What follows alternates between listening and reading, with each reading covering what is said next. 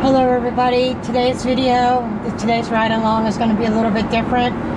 It's going to be me showing a lot of my orders, my deliveries, and I'm going to do a voiceover and tell you about my story, how I got here to be a delivery driver, why I'm doing delivery gig work, why I'm not out doing the normal W-2 job, and give you a little bit of history lesson, a little bit of medical reasons why I can't do a normal W-2 job. So let's get these wheels moving. I do have to stop and get some gas, and then I'll start telling you about my path from being healthy, being under stress, having a stroke, the type of stroke, my after effects that I still deal with, my recovery road, and where I'm at today. My history started in 2018, actually, when I suffered a really major blow to life, where I had a 12-year-long relationship end due to cheating, and I moved in with my son. Mentally, I could not handle the work stress under my current job. Couldn't handle it mentally or emotionally.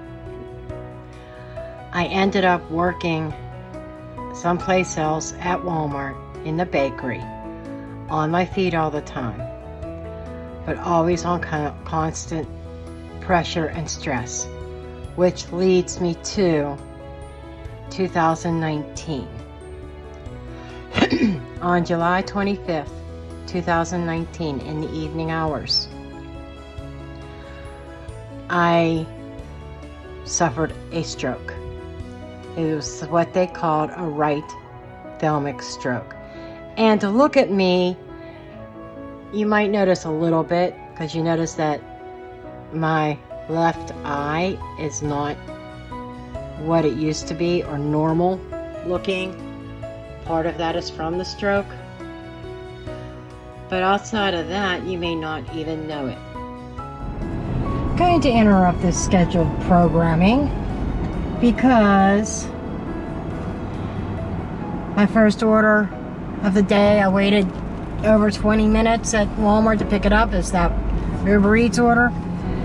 And the manager, she says, you're going to want to cancel this. It's 20 cases of water, and that's only part of the order. So I canceled that order, and I'm going to wait on the next one. So now we could go back to the story. I can smile, I can talk, I can drive, but my life changed forever that day. And what I was doing is I was down in the basement changing out loads of clothes. And I was throwing clothes into the dryer, and my whole left side started tingling. Something felt off. I felt dizzy. I knew something wasn't right. I managed to get myself over to the basement steps and slowly climb the steps, and I'm yelling for my other son, because both of my boys were living in the same house. My youngest son owns the house. And I was going up the steps, and I'm yelling for my other son. I'm calling him by name, and I'm saying, there's something wrong. I don't know what's wrong with me. And he took one look at me. Now keep in mind, he was a fireman also. He was around medical things. And he knew immediately that I was having a stroke. He called 911, and I was transported to the hospital. My blood pressure was 211 over 111. And I had cognitive issues. I didn't quite get everything that was going on. And the EMS people, they said, yes, you're having a stroke. And the shock, I mean, because strokes are something people think happen to older people or someone else. I was 50 years old. And the doctors did a bunch of tests. The interesting thing is, when we were doing this dye test, I felt nothing on the left side, but my right side felt warm. And to this day, doctors were calling it a freak incident because there was never really a definitive answer as to why it happened. And the things that people don't see. People think because you look okay, you are okay. That's not how strokes work. Now, some of my lingering effects from this stroke, and it's probably not going to get much better than what it is right now. My left hand, my sensory issues, okay? When I rub my fingers together, it feels like sandpaper, a very fine grit. I can't feel things properly. I drop things. I can't hold tiny objects. Hot and cold don't quite feel right. There's still tingling in my face and in my left foot. My brain gets tired. Processing information takes longer. And I still deal with fatigue years later. Now, let me explain a little bit about thalamic strokes. A right thalamic stroke affects the thalamus, which basically is the brain's relay station. Because mine was on the right side, it affects the left side of my body. And what has happened here is I had permanent sensory loss in my left side, in my left hand. My fingers feel like they're touching fine grit sandpaper. There's a reduced ability to feel textures, altered hot and cold sensations, numbness and tingling, all that stuff, okay? But the easiest way to explain this is the thalamus. Like I said, it's like the brain switchboard operator. It's a small structure deep in the center of the brain, but it has a huge job. Almost everything you feel, touch, temperature, pain, pressure passes through the thalamus before your brain knows it's there. Because my stroke happened in my right side, obviously, I've said this before, it affected my left side of my body. And that's because the brain works opposite. The right side of the brain controls the left side of the body, and the left side of the brain controls the right side. Now, when people hear the word stroke, they often picture someone who can't walk or who can't talk anymore. And thankfully, that wasn't my experience. But strokes don't always look the same. My stroke caused something called sensory defects. In plain English, it means my brain doesn't process sensation correctly anymore. Even today, years later, I still have all that numbness and that tingling, etc. And because of that, I drop things. Tiny objects like screws or small items are very difficult to handle because my fingers don't always give my brain accurate information about what they are touching. That's why I can't do my computer IT jobs anymore. I can't hold the tiny screws. I can't build the computers. Typing is difficult. I often have to double check the placement of my fingers, and sometimes I hit a key on the keyboard with my left hand and don't feel it. Or I think I hit the key on my keyboard and I don't. It slows me down. So my typing speed, which used to be excellent pre-stroke, after my stroke, I can't get any kind of jobs that require typing. Now, and here's the thing that people don't realize about strokes. Just because you look okay on the outside doesn't mean there aren't lasting effects on the inside. A stroke can also cause fatigue. The brain has been injured. It has to work harder to do things that used to be automatic. Sometimes I still get mentally exhausted more easily than I did before my stroke. Processing information can take longer, and I still have days where my brain simply says, okay, we're done for the day, or okay, we ain't doing jack shit.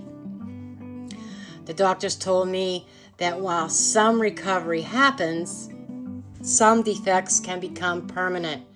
And for me, some of those sensory issues are permanent. So when I say that my stroke changed my life, I don't mean that I can't smile or have a conversation. I mean that every single day there are reminders that my brain was injured in 2019. I had to learn to adapt. I had to learn a new normal. And honestly, one of the hardest parts about surviving a stroke, it's not the day it happened, but learning to live with the person you become afterwards. So why can't I do a normal 9-to-5 job, W-2 job? This is the part that I think maybe you'll understand a little bit more. Okay? Because I get comments all the time that I need to get a regular job. I've gotten comments like that. But I can't. I didn't choose disability. I didn't wake up one day and decide I don't want to work. Because of this stroke and the permanent effects it had on me, I physically and mentally cannot do what I used to do. Standing all day, being a cashier, would be difficult. I can't be on my feet all day long. And fatigue hits me differently. It can hit me at any time. And working a normal job, it's not like I can go up to my boss or my supervisor and say, oh, I need to go lay down in my car for a while, for about an hour or so. Or I need to go home because I'm exhausted, I'm fatigued. I can't work anymore, partway through my shift. And my processing speed isn't what it was. And so when I have to think about things, when I'm checking somebody out at a cash register, or like I used to work in the Walmart bakery, what do I need to do? What steps are next? Or the computer jobs, problem solving. I'm slower at that now. And I've mentioned this several times. My left hand doesn't want to cooperate anymore. So computer work is difficult because of the typing and dexterity issues. I had to accept that the old version of me wasn't coming back. So, now, moving forward, my Subaru is now my office. What can I do with my life? I can do gig work. I can drive. I can make deliveries. Trying to find houses, I rely heavily on my GPS. And sometimes I miss orders because, yes, I have to think about do the dollar per mile ratio make sense? Is this a good order?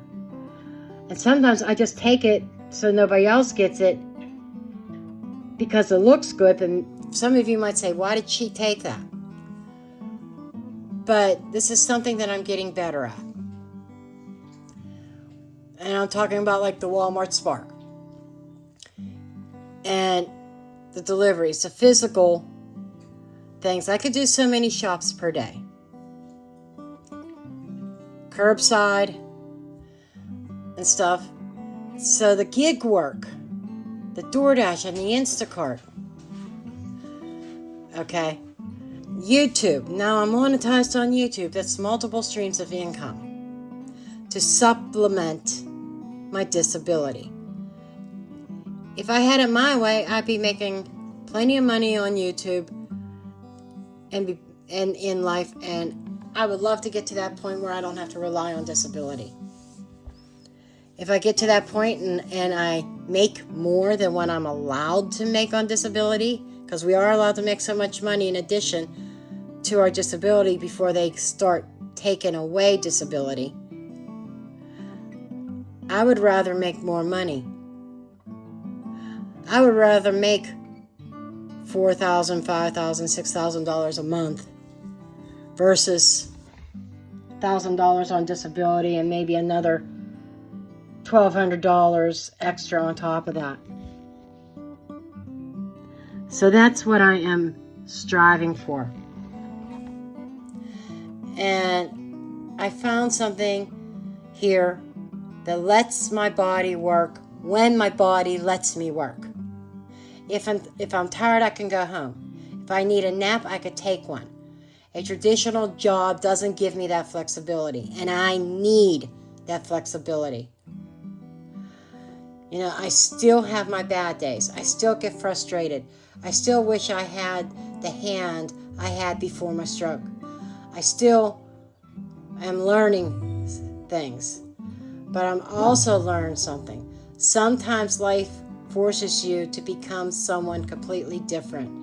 And even though I never would have chosen this path, I'm proud of the person that I've become because of it. Thanks for watching and riding along today. Every dash, every mile, it all adds up. Subscribe if you're chasing that hustle too, and I will see you in the next one.